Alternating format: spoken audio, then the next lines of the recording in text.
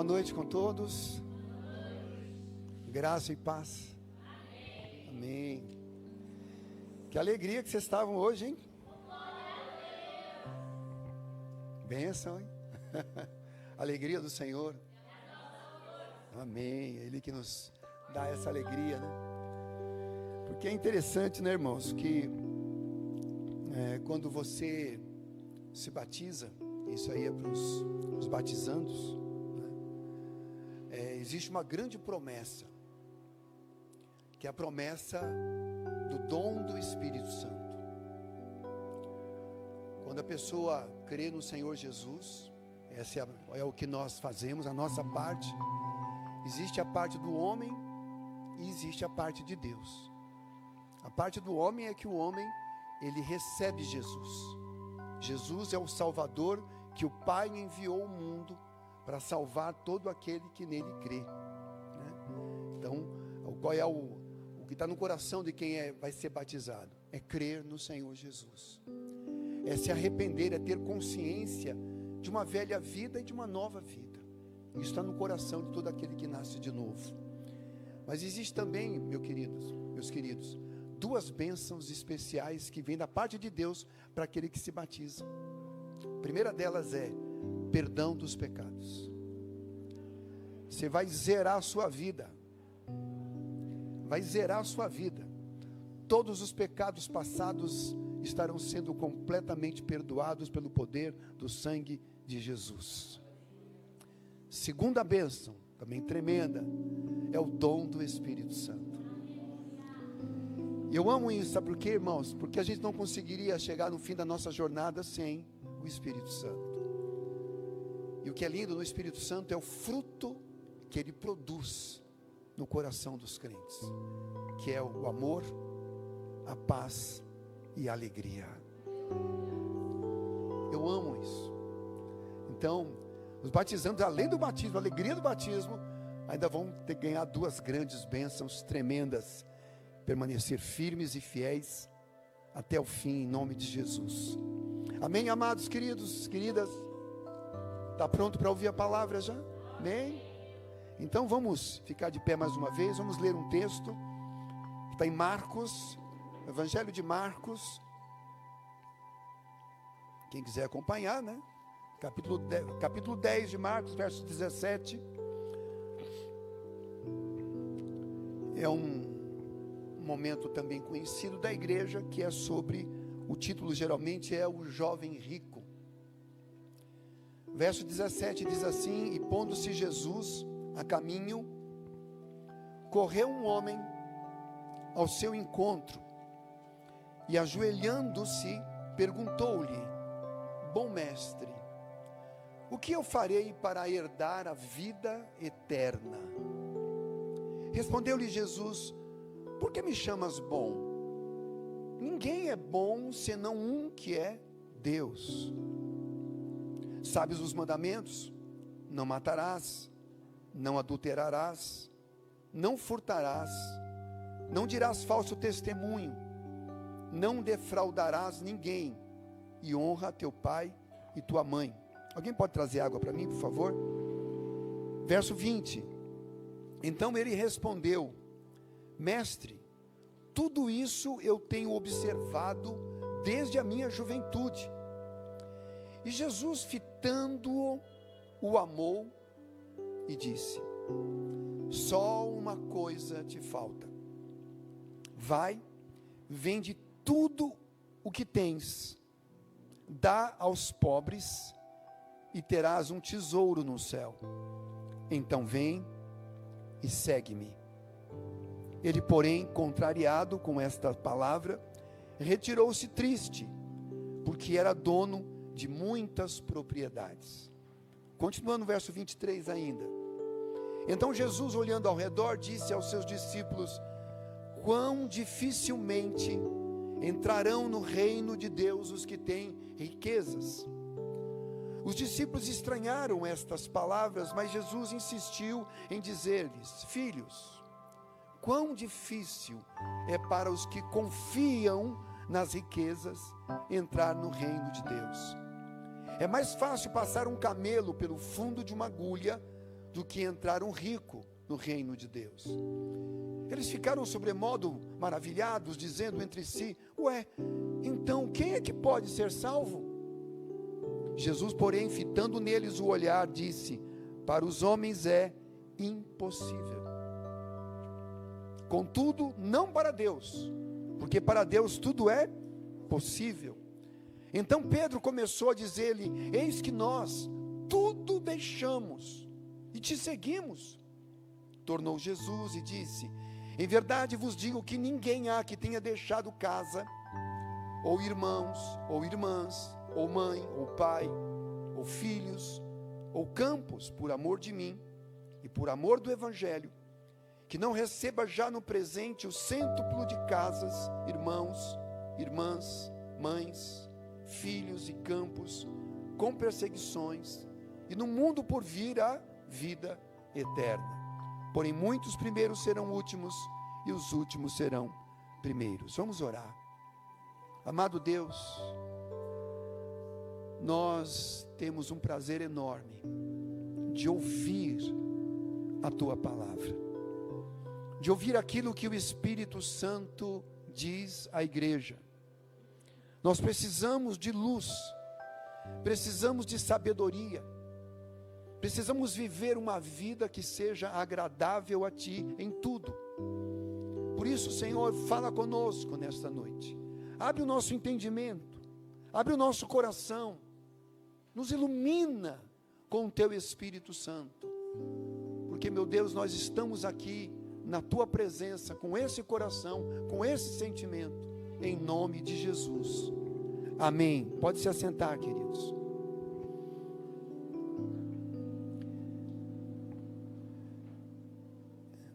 Isso não é uma parábola, isso é um acontecido, né? Isso teve um acontecimento ali. Realmente este homem que foi em algum momento até Jesus, e ele veio trazendo no seu coração uma dúvida que ele tinha, né? Ele se pôs junto de Jesus, ele se ajoelhou, porque ele reconhecia Jesus, quem ele era. Nem todos que andaram com Jesus reconheceram quem ele era, não reconheceram que ele era o Filho de Deus. Esse moço reconheceu que ele era o Filho de Deus, ao ponto de ele se ajoelhar, uma coisa rara. Ele se ajoelhou diante de Jesus ali, e ele trouxe uma inquirição. Ele começou dizendo assim: bom mestre, o que eu farei para herdar a vida eterna? Isso é uma questão muito forte, porque nós precisamos entender o que é vida eterna. Vida eterna não é só quantidade de vida. Vida eterna tem mais a ver com a vida após a morte. O que vai acontecer conosco, ou com toda a humanidade, depois que você e eu morrermos, ou que todo mundo morrer. Um dia, isso é certo, né, irmãos? Todo mundo sabe que a morte é certa. Então todos um dia irão morrer. Então esse moço, esse homem, aqui fala homem, né? Ele tinha algo no seu coração. Ele queria saber o que ele tinha que fazer para ter a vida eterna. Porque o que a Bíblia chama de vida eterna? Não é só viver depois da morte, porque todos vão viver depois da morte. Não é que morreu, acabou, não. A Bíblia Sagrada é muito clara quando ela fala sobre um grande evento que haverá depois da morte, que é a ressurreição. Todos os que morreram serão ressuscitados. Tem um versículo que eu queria só te mostrar rapidamente, se não quiser abrir, no João, capítulo 5. João fala sobre isso. Eu quero ler para você 2 versículos aqui, que Jesus mesmo ensinou sobre isso, sobre a ressurreição depois da morte. No verso, João 5, 28, diz assim: não vos maravilheis disto, porque vem a hora em que todos, preste atenção, todos os que se acham nos túmulos, ou seja, que já morreram, todos, ouvirão a sua voz e sairão. Eles ouvirão a voz do Senhor, e eles sairão da onde? Dos túmulos, todos, bons, maus, pobres, ricos, pessoas de todas as religiões, ateus, todos serão ressuscitados. E ele conclui aqui, Jesus diz assim: os que tiverem feito bem, irão para a ressurreição da vida. Essa ressurreição da vida é a vida eterna. E diz o seguinte: os que tiverem praticado o mal, para a ressurreição do juízo. Então existe aqui duas situações. Todo esse contingente, todos os homens serão ressuscitados. Uns serão encaminhados para a ressurreição da vida, ou da vida eterna. E outros, a outra parte dessa grande multidão, serão ressuscitados para o juízo final, onde todos os homens que forem para lá serão julgados. Haverá um julgamento final. Não pensa que as coisas vão ficar do jeito que estão. A gente vive num mundo injusto, de muita maldade. Toda maldade, toda corrupção, tudo que está havendo de barbaridades nesse mundo vai ter uma resposta da parte de Deus. Todos serão julgados pelas suas obras, até pelas suas falas, até pelos sentimentos do coração. Mas você vê que aqui é uma diferença. Uns não vão passar pelo julgamento. Esses que vão ser ressurretos para a vida eterna. Quem são eles? São vocês, somos nós. São os crentes que nasceram de novo. São aqueles crentes que creem em Jesus Cristo, que entenderam a obra, que um dia ouviram a mensagem e creram em Jesus e foram batizados. E a palavra do Senhor é muito clara: todo aquele que crer e for batizado será salvo. Salvo. A salvação não é algo para o futuro. A salvação acontece agora, hoje. A salvação é algo que vem a partir do momento que você crê e é batizado. Algumas pessoas acreditam: não, eu tenho que esperar, vou morrer, quem sabe eu mereço, né? Se eu merecer, eu vou para o céu; se eu não merecer, eu vou para o inferno, né? Só que a coisa não é assim, a coisa já é decidida antes. Tudo é decidido em vida. É aqui o teu destino. O teu destino, minha querida, meu querido, o destino, ele é definido agora, na sua vida, até o dia da sua morte. É o tempo que Deus te dá para você tomar a decisão de crer ou não crer, de servir ou não servir. É uma decisão que você precisa tomar. Ninguém pode obrigar ninguém a se batizar. A gente aprende o seguinte: nós não temos que insistir para o nosso filho ser batizado. Isso tem que partir do coração deles. Hoje eu conversei com 2 meninos, Mateus e o Davi. Mateus está com 13 anos, Davi está com 9 anos. Quem é que pode impedir esses meninos de se batizarem? O que eu posso fazer? Conversar com eles, ver o que está no coração deles. E eles estão muito convictos. Um menino de 9 anos, falei assim: quando você tomou essa decisão de se batizar? Pastor, faz muito tempo, acho que desde os meus 5 anos. Menino de 9. O que está acontecendo no coração dessas crianças? Ninguém está obrigando. Os pais não podem obrigar, ninguém pode obrigar. A gente anuncia o batismo, a gente não sabe quem vai batizar, porque é o Espírito Santo que vai fazer a obra dentro dos corações, né? Então a gente sabe, amados, que a oportunidade que você tem é agora, é em vida. Depois que você morreu, acabou, não tem volta. Não tem volta. Você sabe que existem muitas religiões que acreditam na reencarnação. Uma grande parte das religiões, principalmente as religiões orientais, mas temos outras religiões também que acreditam na reencarnação. E o cristianismo, a obra do Evangelho, é uma das raras que nós não cremos na reencarnação. Nós cremos na ressurreição, mas nós não cremos na reencarnação. O que é a reencarnação? O que eles pregam? A pessoa morre e volta, né? Algumas dizem que volta para purgar os pecados. Você volta em outro corpo, volta em outra pessoa, e você se aprontou muita coisa, você vai pagar, já vai pagando aí. Quando você vê alguém sofrendo na rua aí, está vendo, está pagando lá. Quem acredita na ressurreição, na reencarnação. Eu me lembro, há muito tempo atrás, eu me lembro de uma vizinha minha, que eu estava falando do Evangelho para ela, e ela era uma dessas religiões. Ela disse, não, eu acredito na reencarnação. Você acredita mesmo? Falei. Ela falou, é. Mas a Bíblia fala, cara, mas é muito claro que diz que não existe reencarnação. Ela disse, não, mas existe sim.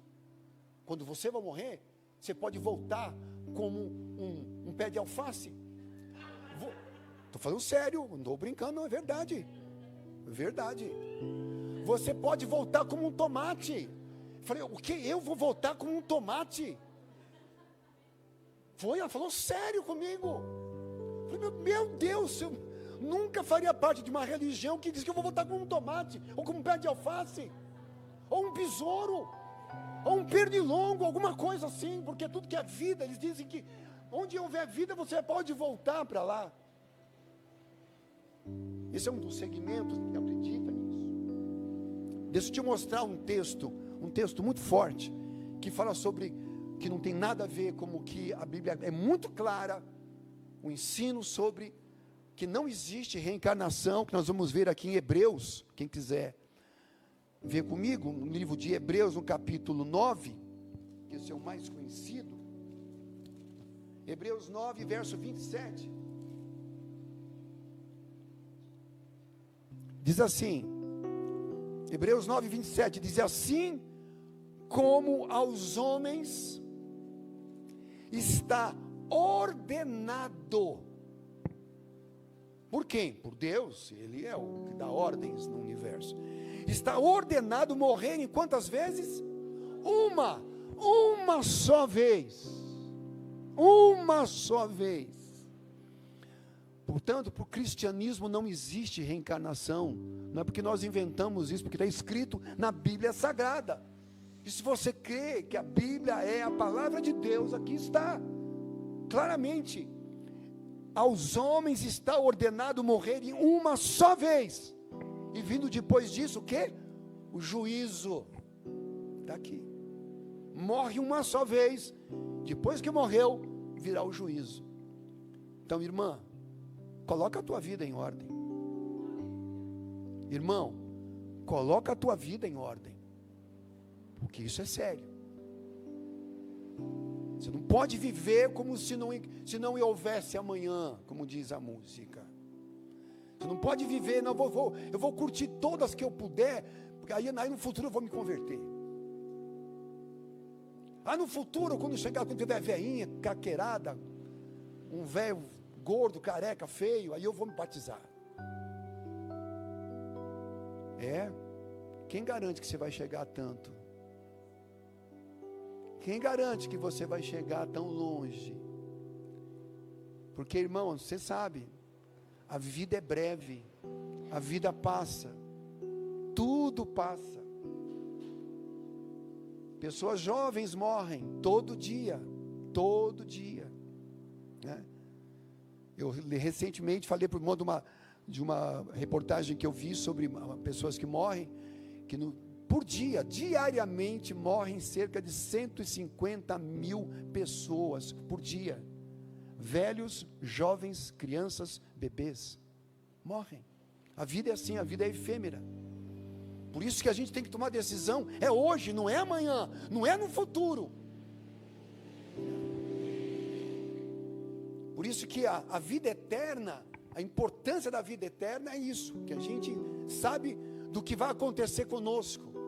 Uma coisa que acontece no coração do crente, do homem de Deus, da mulher de Deus, é que ele perde o medo da morte. A gente não vai buscar a morte, a gente não quer morrer, né? Mas a gente não tem medo da morte, porque sabe para onde vai. Se nós morrermos hoje,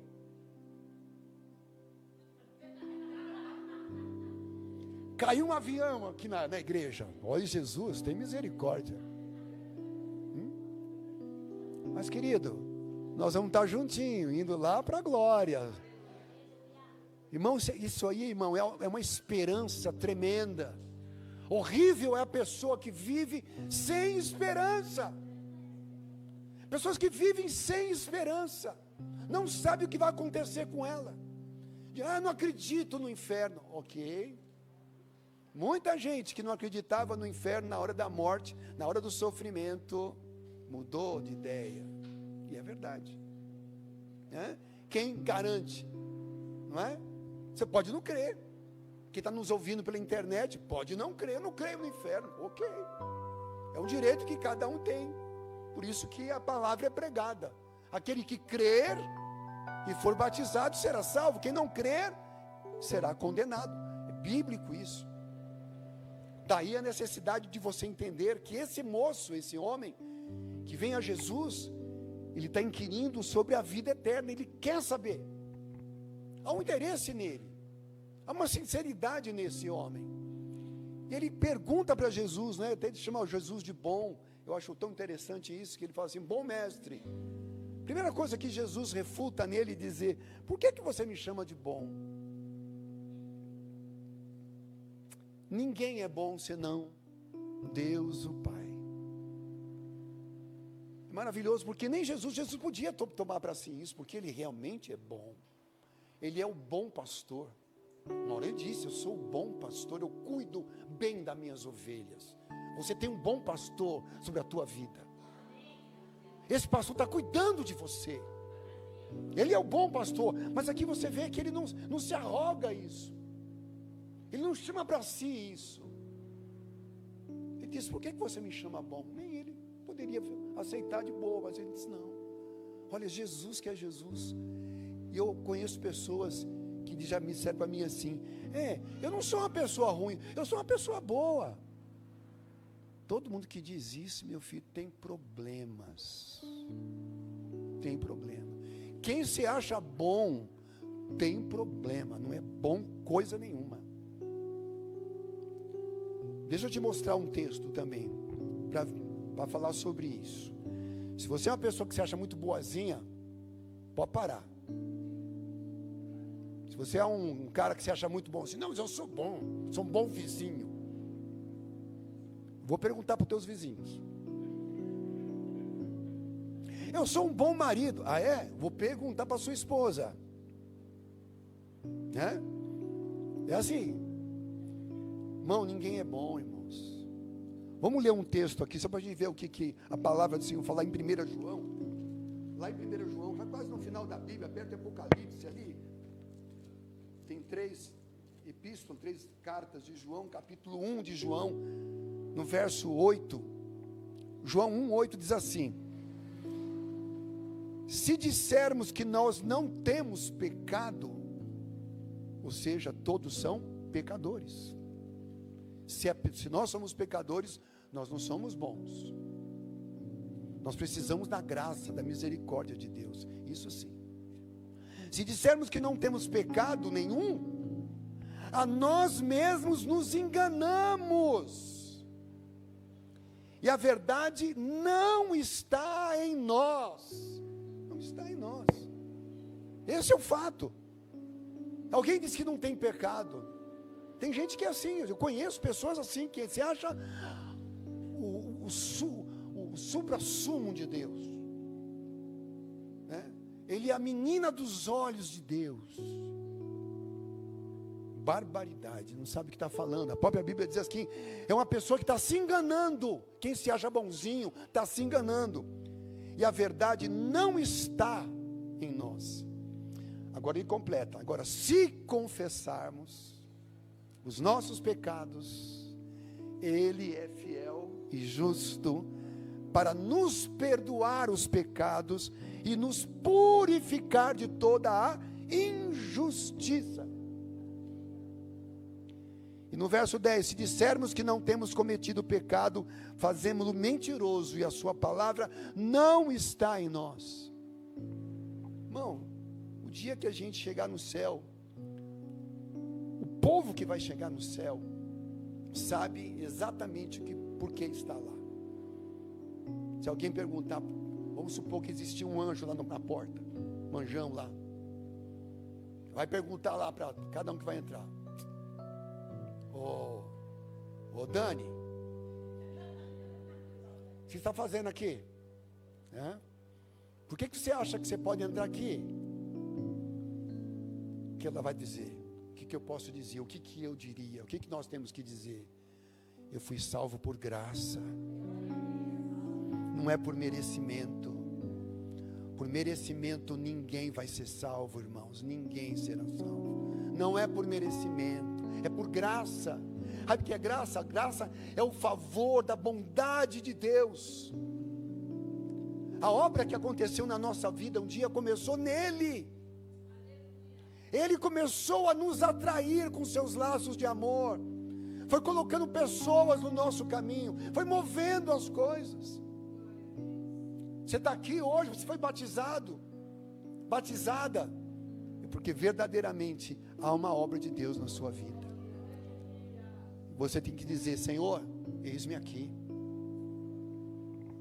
Aí são as escolhas que nós fazemos na vida, né? Aí fora no mundo, irmãos, está cheio de diversões, né? Eu lembro quando Israel estava no deserto. Vocês lembram quando Israel saiu do Egito, estava lá no deserto, aquela multidão, pelas contas deveria ter mais ou menos uns 2 milhões de pessoas, mais ou menos era o arraial de Israel, porque disse que de Israel, pelo menos 700 mil eram jovens guerreiros, só de jovens, fora os velhos, mulheres, crianças, né? Então a conta é mais ou menos isso, perto de 2 milhões de pessoas, lá no deserto, Então Deus chama Moisés lá do alto do monte Sinai, porque ele ia revelar para Moisés e ao povo a lei, pela qual o povo seria regido dali em diante. E Moisés sobe lá ao monte, só que ele se demora. Diz o texto que ele demorou lá mais de 40 dias, lá no alto, e o povo lá embaixo esperando. E o povo começa a pensar abobrinha, né? Um dizia: eu acho que Moisés morreu. O outro: você acha? 40 dias. Não deu notícia, não apareceu ninguém para dar notícia. Acho que morreu. E o negócio foi pegando, passando os dias, passando as semanas, e nada de Moisés, nada de descer. O que o povo fez? Vocês conhecem bem essa história. Primeira coisa que eles fizeram: pediu para todos darem os seus brincos, suas gargantilhas, seus anéis de ouro, para fazer um novo Deus, porque aquele Deus de Moisés morreu lá com ele. Então eles fizeram, chamaram Arão era ali o sumo sacerdote, chamaram Arão e obriga ele a fazer um bezerro de ouro, um bezerro. Eles deixaram de adorar o Deus Criador dos céus e da terra para adorar um bezerro. Porque da onde eles tinham vindo lá do Egito, os deuses do Egito eram animais. Eram metade homem, metade animais. E eles pegaram essa ideia e fizeram um Deus. Olha, dá um corpo para a gente adorar. Coloca como se fosse um bezerro. E ele fez um bezerro de ouro. E eles começaram a adorar aquele bezerro no lugar do Deus Todo-Poderoso. Quando lá em cima, Deus fala com Moisés e diz: o povo se corrompeu, desce lá. Então Moisés tem que descer do monte. E quando ele está descendo, o texto diz uma coisa interessante, diz assim, que o povo fez o bezerro de ouro, estavam adorando, começaram a fazer festas também. Ele disse o seguinte, o texto: e o povo se assentou para comer e beber. É festa? Vamos beber todas, vamos comer tudo que a gente tem direito. Então diz assim: o povo se assentou para comer e beber e se levantou para se divertir. Não existe passagem mais definida do que essa sobre o que é a vida humana sem Deus. O que é a vida sem Deus? O que você vai fazer quando você não crê em Deus? Ou você crê num Deus distante, ou você crê numa religião qualquer. Vamos curtir, porque a vida ela passa muito rápido. O que é curtir a vida? É comer e beber. Comer e beber, se divertir. É isso. Quando Moisés desce lá, que ele vê aquela barbaridade.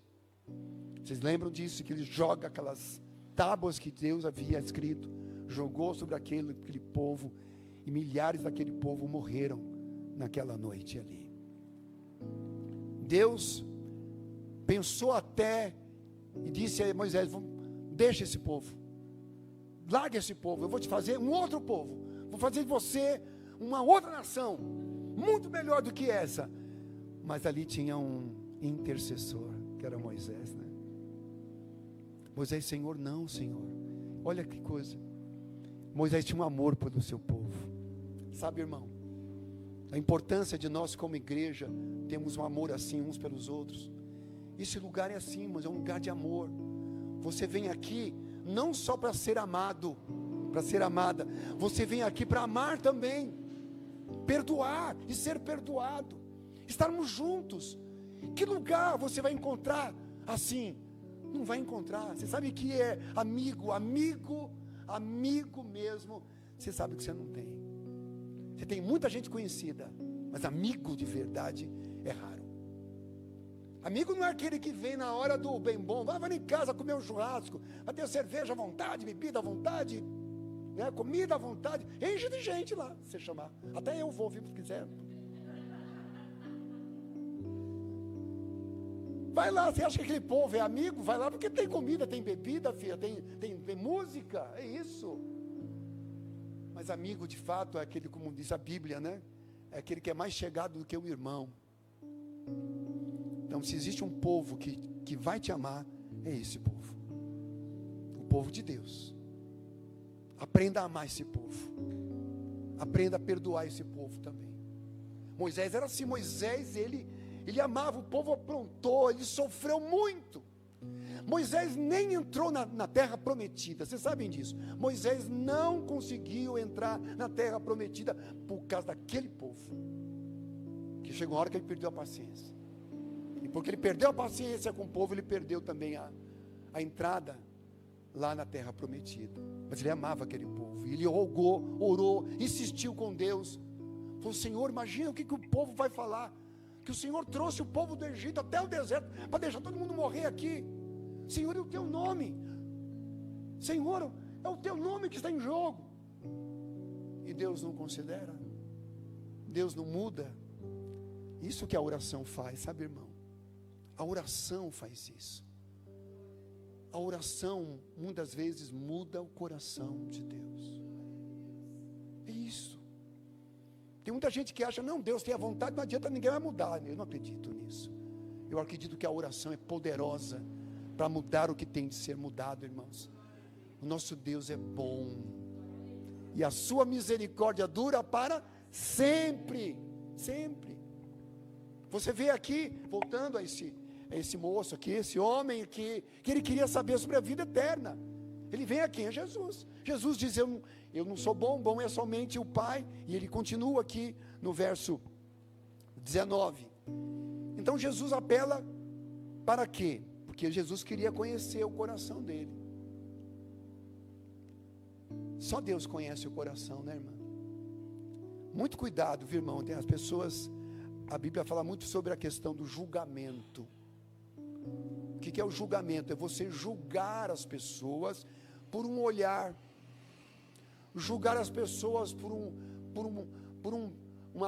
jeito de estar, pela roupa de uma pessoa. Tem gente que julga, mas na cara dura. E diz a palavra, não julgueis para não ser de julgado, porque com o mesmo juízo que você julga, você vai ser julgado. Isso é coisa séria, muito séria. Então, nós não temos, irmão, nós não podemos julgar, porque a gente sabe. Eu acho que o Deodoado com aquele chapeuzinho lá, ele está querendo me afrontar, eu acho que é isso, né? Eu posso pensar isso? Não deveria, né, irmão? Eu acho lindo o chapeuzinho dele. Viu? Não sabe, sempre abraço ele. Um dia você estiloso que nem ele assim, um dia. Está com quantos anos, irmão? Está com 70 já? 75? Então, estou caminhando. A gente tem que ser estiloso, né, irmão? Irmã, não é? Mas cuidado, meu querido, aqui não é lugar para julgamento. Sabe? Você não sabe o que está no coração das pessoas. Se você, eu sinto que no coração da pessoa tem, cuidado. Porque geralmente isso vem do diabo, isso não vem de Deus. Por isso, muito cuidado. Mas Jesus é diferente. Jesus é Deus, o Filho de Deus. E ele sabe conhecer o coração do homem. Ninguém conhece o teu coração melhor do que o próprio Senhor. O Senhor te conhece. Teu marido não te conhece.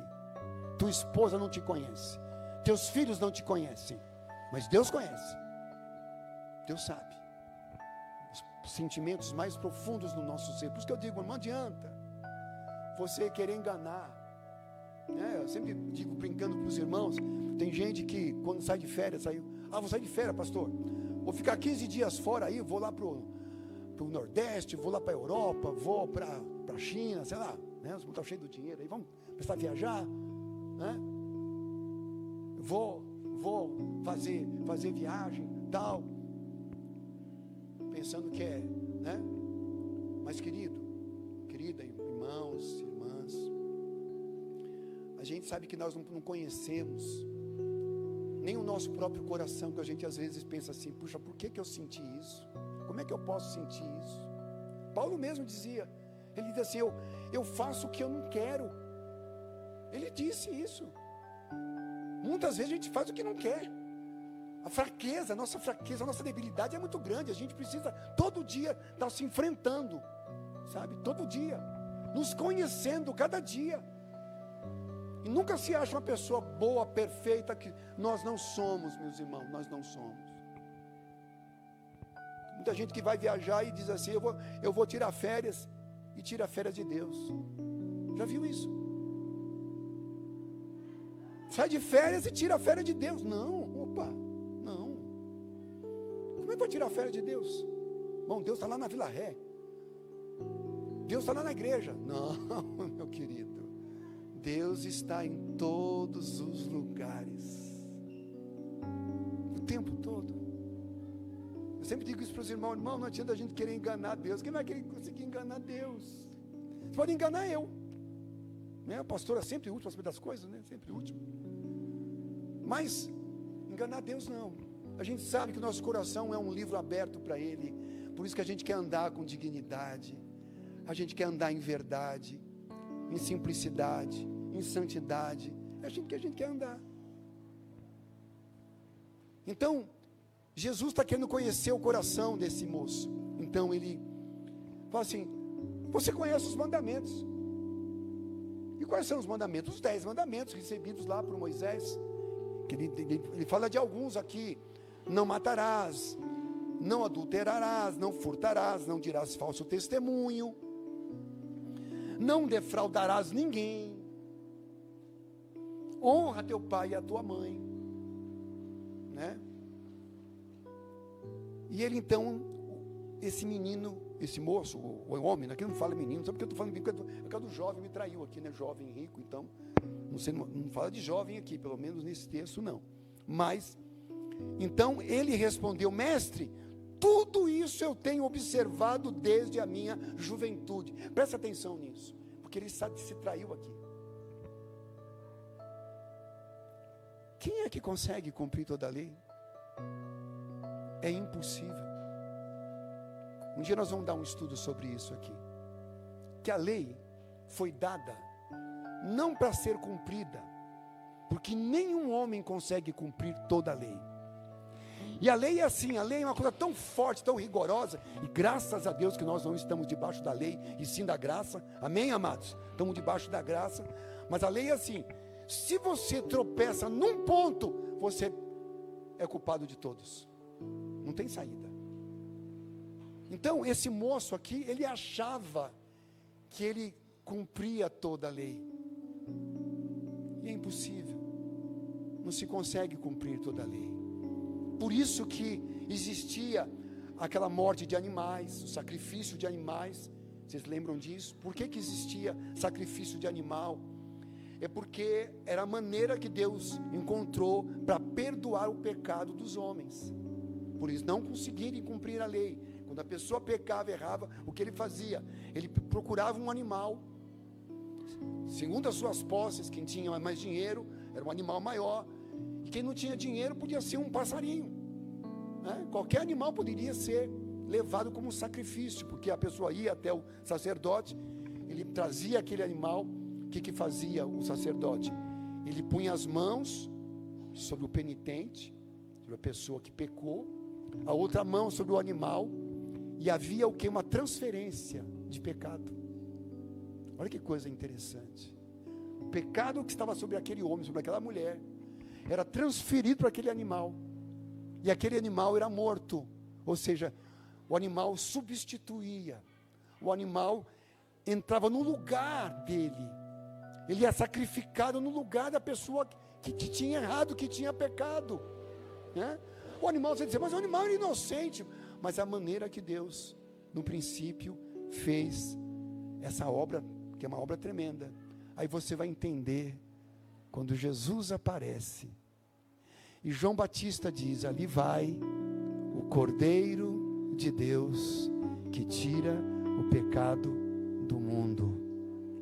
Diferentemente de Israel, que todo ano, todo dia tinha que ter sacrifício, porque o povo pecava sempre, precisavam do sacrifício.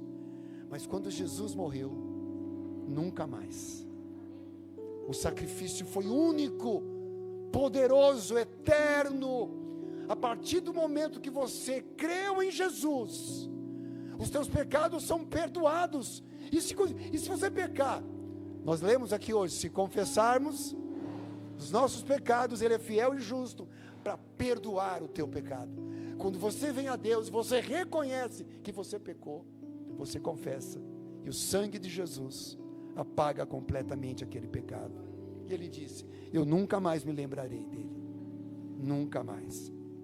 Então, este moço aqui mostra uma coisa, ele diz que ele observava toda a lei, e Jesus percebeu o orgulho do coração dele.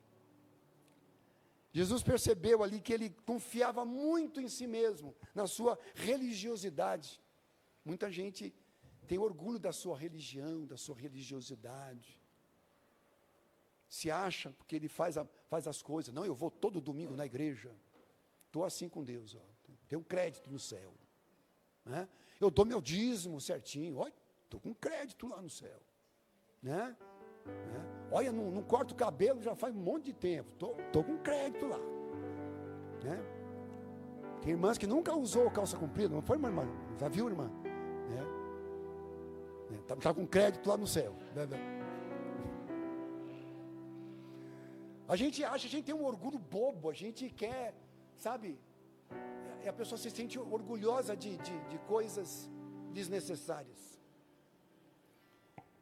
Onde eu trabalhava tinha uma moça lá, que ela era de uma dessas igrejas, que a pessoa que não cortava o cabelo, hoje em dia acho que não existe isso hoje em dia? Acho que não, né?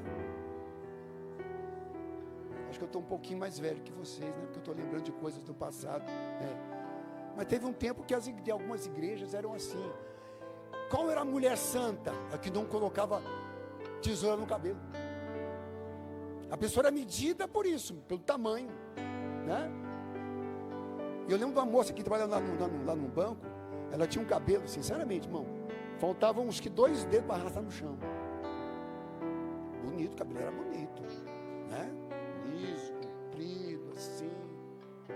E ela andava, sabe, assim. Passa a mão para você ver. Sentindo orgulho daquilo, como se aquilo, Deus estava ela e Deus lá. Irmãos, não vou criticar ninguém, não é isso. Mas, irmão, para que isso? Isso não existe um ensino sobre isso das Escrituras.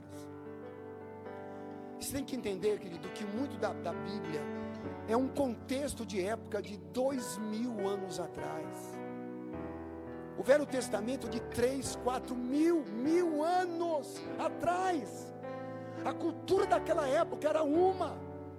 A cultura do Novo Testamento é outra. A cultura dos nossos dias é outra.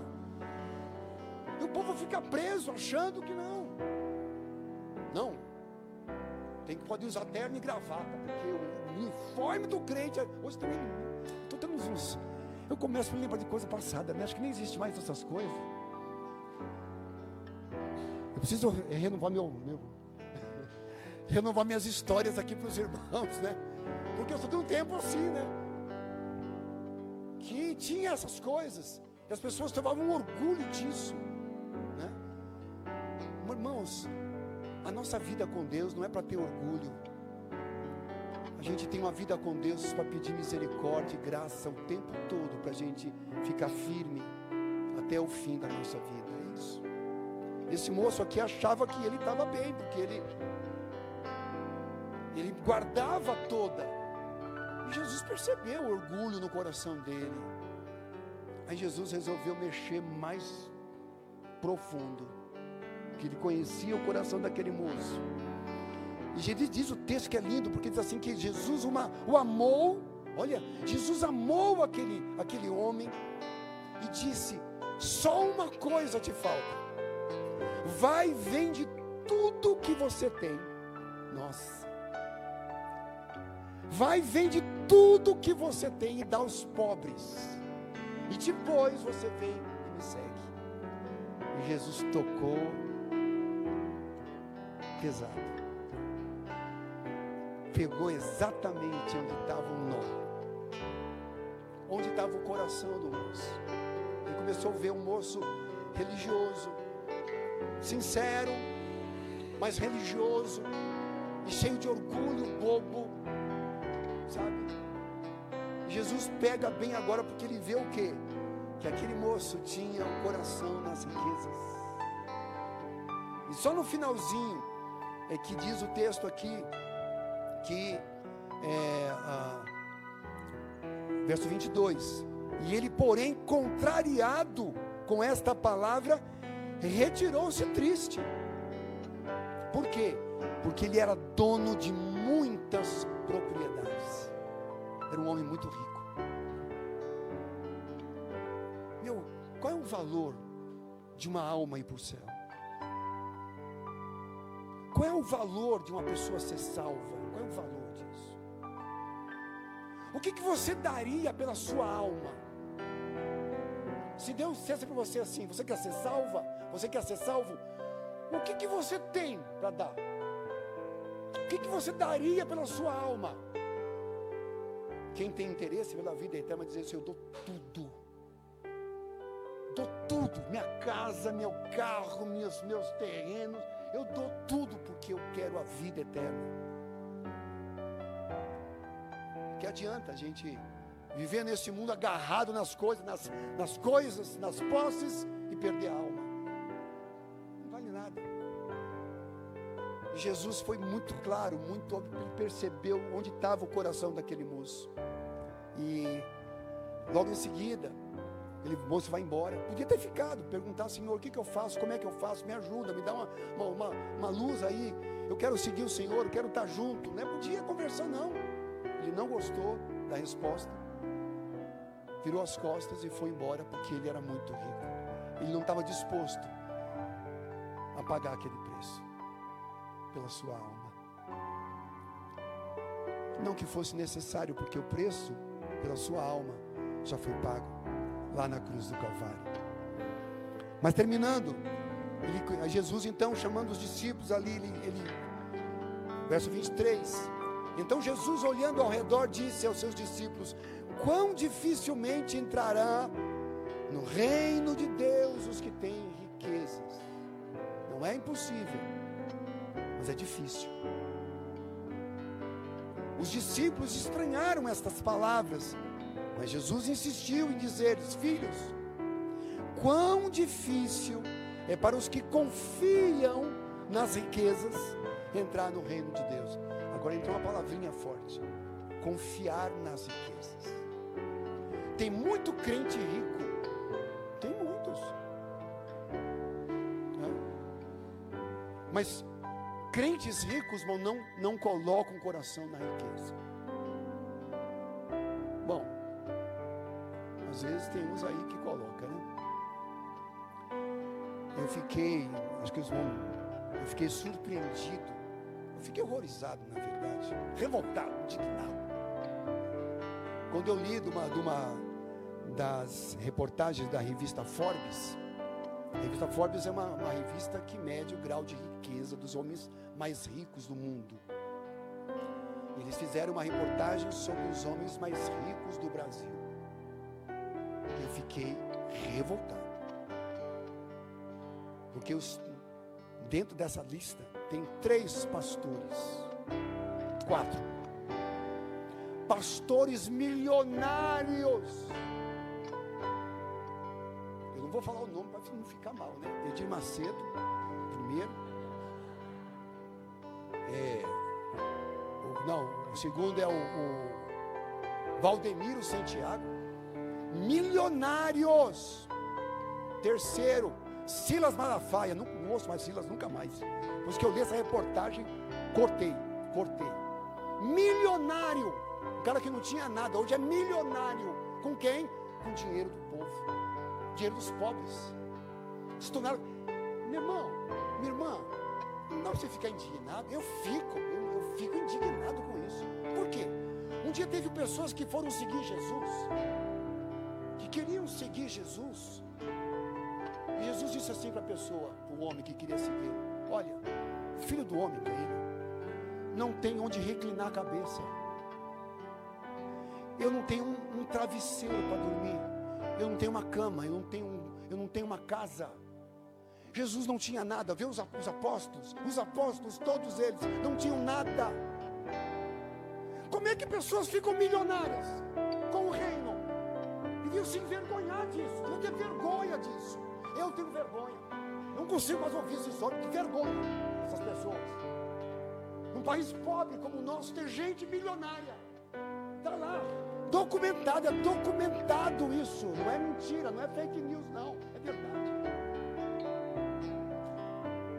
Eu nem ouço mais, eu já cortei, corto fora mesmo. Sabe, eu acho um absurdo quem serve a Cristo, serve a Jesus, se enriquecer com a igreja. Eu não tenho nada contra pastores sérios que estão diante de uma igreja, recebem salário, estão trabalhando lá, são homens de Deus. Eu sou contra essa barbaridade que é esses pastores milionários. Isso eu fico revoltado e indignado. Vai ter eleição agora, irmãos. Irmãos, tenham consciência, viu? Tenham consciência. Porque o povo evangélico é um povo, é massa de manobra, viu? O povo evangélico é usado por esses cupinchas que se enriqueceram dessa maneira. Então, muito cuidado em quem você vota. Não vote, olha, vou dar todo esse conselho para você. Hoje eu estou pegando aqui, Vou te dar 2 conselhos. Não vote em candidato pastor. Não vote em candidato pastor. Porque se a pessoa tem um chamado para ser pastor, vai pastorear. Deus te chamou para ser pastor. Por que eles querem isso? Todo mundo quer ser vereador. Sabe quando ganha um vereador? 55 mil reais só de salário direto, fora os dias. Dá mais de 200 mil por mês. Ele na igreja tem que ralar aquele povo, né? Tinha um pastor que dizia: a única pessoa que gosta de crente é Deus. Eu amo vocês, irmão, amo vocês, mas não é o meu caso. Porque está na igreja, tem que ralar, tem que estar junto, tem que sofrer junto.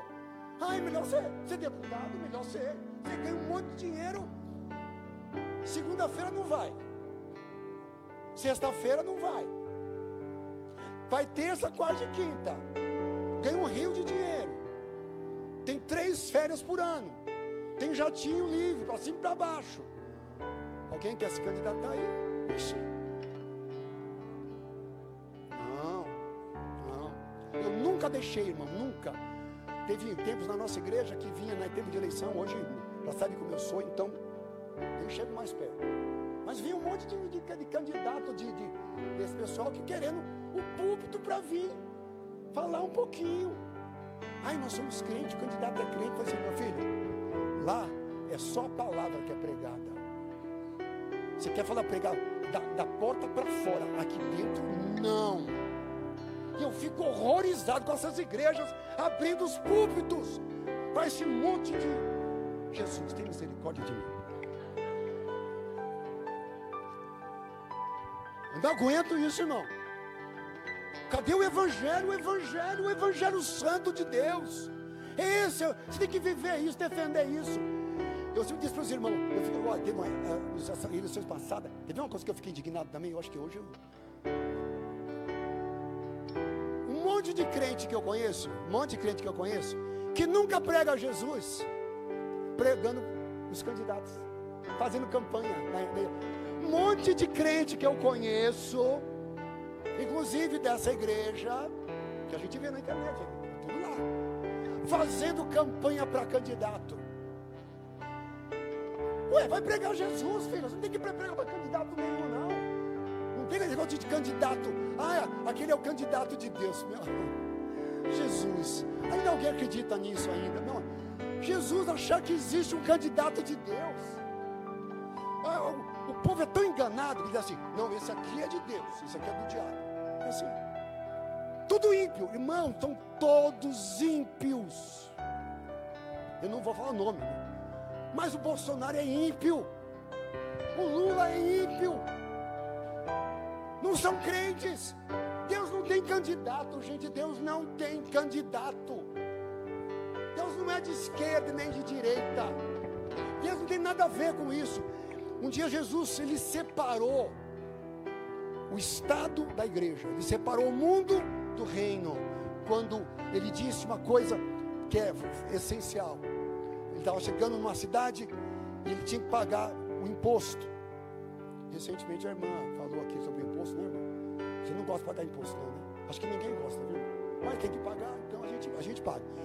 Então Jesus chega numa cidade e lá o discípulo diz assim, Senhor, nós vamos ter que pagar imposto, né? Porque é obrigatório. Aí ele pega, vem uma pessoa e pergunta para ele assim, já querendo jogar, né? Tem muita gente má junto ali, gente ruim. Diz assim, então Jesus, você acha que deve se dar esse dinheiro aí, o imposto, para Roma? Que ia para Roma aquele dinheiro, né? Império Romano. Eles eram um estado de Israel, estava debaixo do jugo romano. Você acha que a gente deve dar para Roma esse dinheiro aí? O que eles queriam dizer? Olha a pegadinha do tempo de Jesus, né? Ele dizia assim, se Jesus responder que sim, tem que dar, é obrigatório, tem que dar. Se ele dissesse isso, eles iam dizer, tá vendo? Ele apoia Roma, ele apoia os nossos opressores. É isso que eles vão falar dele. Se ele dissesse não pode dar, que é isso, horrível, não vai dar, né, para esse cara, esse dinheiro para ninguém, não. Vai dizer, tá vendo? Outra pegadinha aí, tá vendo? Tá vendo? Não pode dar, então vamos acusá-lo para Roma, que ele está sonegando imposto. Podia ser preso e morto por causa disso. Mas o que Jesus disse? Oh, sabedoria maravilhosa. Qual é a efígie que está na moeda? A carinha da moeda. É de César. Então dai a César o que é de César e dê a Deus o que é de Deus. Ele separou, irmão. Separou o Estado da igreja. O Estado é laico, a igreja é o reino de Deus, irmãos. Nós somos o reino de Deus. Nós não nos envolvemos, não se envolva com política, irmão. Se envolva com o reino. Não faça campanha para político nenhum. Faça campanha para o evangelho chegar ao maior número possível de pessoas. Que Deus te dê entendimento, graça, misericórdia, porque até o pastor se empolgou hoje aqui. Mas Deus é bom e a sua misericórdia dura para sempre. Amém, amados? Então o horário, como passou um pouquinho, nós não vamos ter o último cântico. Vocês querem o último?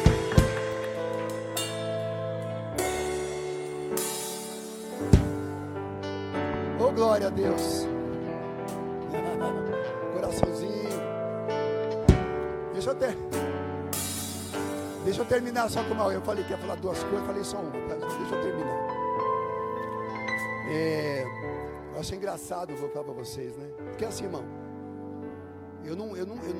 no nosso grupo da igreja, a gente não permite que fale nada de política, nada. Quem você vai votar, você vota em quem você quiser. Eu nunca, já um dia ficar doido, mas eu vou apoiar candidato nenhum. Eu tenho minhas preferências? Eu tenho, mas eu não faço campanha. Eu falo de Jesus, é isso que eu faço. Eu prego Jesus. Eu perder meu tempo para falar, não. Eu tenho algumas coisas que eu gosto, ou não gosto. Quando não gosto de ninguém, eu voto nulo mesmo, acabou, né? Mas é as minhas preferências. Então eu não misturo. Nunca você vai me ver falando o nome de ninguém. Então, vote em quem você quiser, é a sua obrigação. Pode voltar. Essa semana, vou te contar uma coisa interessante, rapidinho. Essa semana eu estava no mercado, né? Fui fazer umas comprinhas no mercado, estava na parte das frutas ali, e tinha 2 casais conversando. E eu vi pela conversa que eles eram crentes, 2 casais. E tal, o negócio não, tinha um rapaz que estava sozinho, o outro era um casal. Eles eram crentes. E estava aquele e eu estava pegando as frutas ali, você acaba ouvindo, né? Estavam discutindo sobre política. E eu ali, né? Estava pegando e tal. Eu vi qual que era a discussão. O casal era a favor de um certo candidato aí, que eu não vou dizer o nome, que ia ficar mal, Pablo Marçal. E o outro era contra. Então estava aquela pega para capar ali, né? O outro dizia, esse cara é isso, aquele outro, mentiroso. E a outra, não. E o outro casal disse, não, é de Deus, porque o que ele está fazendo está na Bíblia. Eu falei, eita, aí a anteninha, já fui chegando mais perto ali assim, disfarçando ali, para ver qual que é. Onde está na Bíblia isso? Preste atenção para você ver a loucura desse povo, é do nosso povo, infelizmente, mas, posso dizer infelizmente, mas não está na Bíblia. Eu vou dizer assim, onde que está na Bíblia isso? Você não conhece lá em Apocalipse, dizendo o seguinte, que não pode ser nem quente e nem frio, não, seja quente ou seja frio, porque morno eu vomitarei da minha boca. Tem alguma coisa a ver com política isso? Nada. Mas na visão daquele casal, o que eles disseram? Por isso que esse candidato, que eu não vou falar o nome, Pablo Marçal, ele é um cara quente, está quebrando tudo, arrebentando tudo, porque a Bíblia diz que tem que ser assim. Jesus, deixa de pessoa, não vou ficar mal, vou brigar com todo mundo, vou brigar com todo mundo. Eu não queria arranjar briga, vou sair fora. Irmã, vote em quem você quiser, tá bom? Mas tenha sabedoria, pelo amor de Deus, gente, tenha sabedoria, faça um pensamento bom aí, entendeu? Para que pelo menos alguma coisa mude nesse país, porque até agora, né? Mas nós temos uma obrigação. A Bíblia ensina: orai pelos governantes, orai pelos presidentes, orai pelos governadores, pelos todos, sem exceção, né? Agora dizer assim, o outro era de Deus, eu orava por ele, agora o outro que entrou é do diabo, então não vou orar. Oxê, que Bíblia você tem na sua casa? Que Bíblia você está lendo? Você tem coragem de dizer que você acredita na Bíblia, falando desse jeito? Meu querido, minha querida, a gente tem que orar por todos eles. Se está lá, vamos orar, vamos abençoar, vamos ajudar, sabe, em oração, para que esse povo, esse país seja abençoado. Irmãos, tem aqui o bolinho hoje dos aniversariantes. Quem faz aniversário hoje? Não, esse mês? Só a Sônia, a Dani, Tem a Cris também? Está escondida lá, a Cris está escondida ali. Então vamos terminar, irmão. Depois nós vamos orar para os aniversariantes aqui. Tá? Ergue a sua mão ao Senhor. Que o amor de Deus, nosso Pai, que a graça bendita de Jesus, a comunhão do Espírito Santo permaneça sobre nós, não só hoje, mas eternamente. E quem crê e recebe